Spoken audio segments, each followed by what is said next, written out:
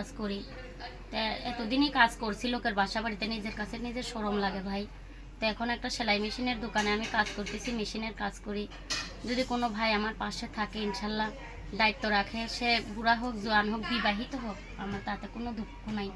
যদি আমার এই এলোমেলো জীবনটা যে সাজায় দিবে, ইনশাল্লাহ আল্লাহর কাছে আমি 5 ওয়াক্ত নামাজ পড়ে তার নামে দোয়া করব।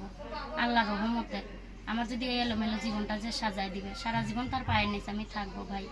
আমার ছোটো বোনের মাদ্রাসার বিলটা আমি টানতে পারতেছি না, ঠিক মতন আমি কাজকর্ম করে খাইতে পারতেছি না। আমার বুকটা ফাইটা কান্না আসে।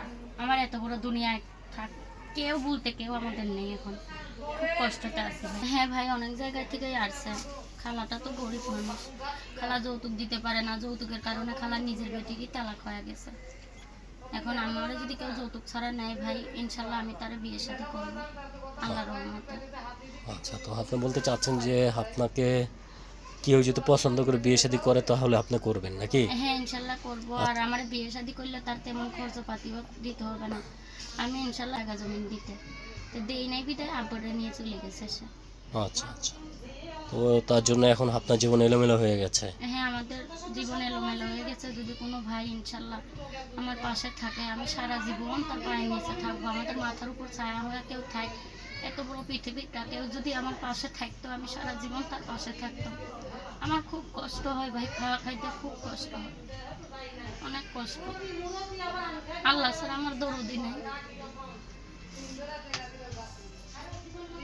আমার পাশে কেউ থাকলে আমার সেমন খরচ দিতে হবে না। আমি সেলাই মেশিনের কাজ জানি ভাই।